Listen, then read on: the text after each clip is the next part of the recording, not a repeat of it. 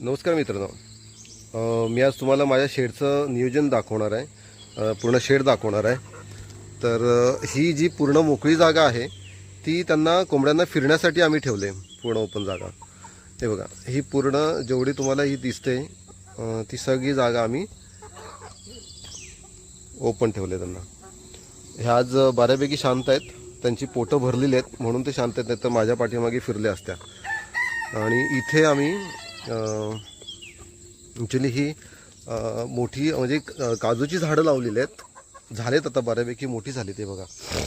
ह्याचं कारण असं आहे की काजूमुळे त्यांचं उन्हामुळे त्यांचं रक्षण होतं. ऊन लागत नाही त्यांना. आणि त्यांना वरून काही घार वगैरे आली तर अचानक त्यांना म्हणजे इमर्जन्सी त्यांना लपता यावं ह्याच्यासाठी ही मोठी झाडं पण आहेत. इथे उकिरडा आम्ही तयार केलं इकडे. त्याच्यानंतर ही ते पपईची झाडं लावलीत. पण त्यांना आम्ही पूर्ण पॅक करून ठेवलं आहे, कारण आमच्याकडे वांदर खूप आहेत. ती मोठी होऊन देतच नाही आणि कोंबड्याही त्यांचं पाला आवडीने खातात. त्याच्यामुळे त्यांना आम्ही मोठं होईपर्यंत तरी पॅक करून ठेवलं आहे. तर चला, इथे हे बघा आता निवांत एकदम बसलेत, कारण त्यांची पोटं चांगलीच तुडुंब भरलेत आहेत. इथे पिंजरा ठेवला आम्ही. माझ्याकडे काही फॅन्सी कोंबड्या आहेत. ते जॅपनीस वगैरे ते समोर दिसते तो. इथे ब्रह्माला आम्ही ठेवतो. ब्रह्माचा व्हिडिओ तुम्ही बघितलाच असाल. इथे जॅपनीस आहेत एक जोडी इथे आम्ही ठेवतो त्यांना. आणि वरती सुद्धा पिंजरा आहे. त्याच्यामध्ये आम्ही ज्या आजारी कोंबड्या आहेत आमच्याकडे, म्हणजे फार्ममध्ये जर एखाद्या आजारी कोंबडी पडली तर आम्ही इथे ठेवून तिच्यावरती औषधोपचार करतो, जेणेकरून ती सगळ्यांपासून वेगळी राहील. आणि म्हणजे जेवढं आजार. हे बघा, हे आमच्याकडे एक जोडी आहे जॅपनीसची.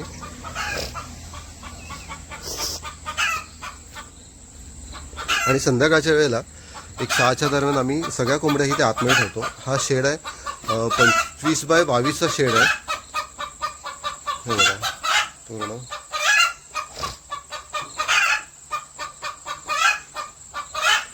त्यांना वरती बसण्यासाठी ते मानग्याचं मास्क केलं आम्ही, जेणेकरून त्या वरती बसतील.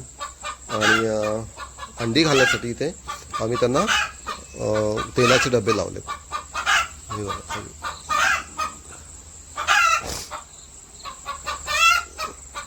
आणि ह्या शेडमध्ये आम्ही 2 खण बनवले, 2 रूम बनवलेत.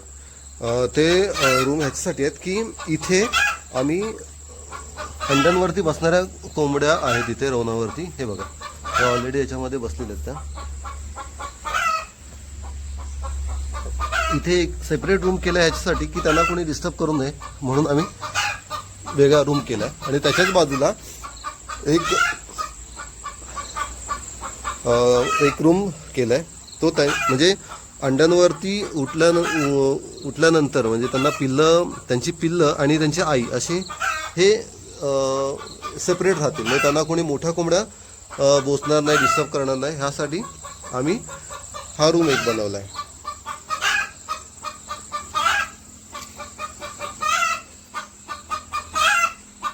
तर आमचं शेड तुम्हाला कसं वाटलं नक्कीच सांगा. शेड आवडला असेल, नियोजन आवडलं असेल तर लाईक करा, शेअर करा, सबस्क्राईब करा. थँक्यू.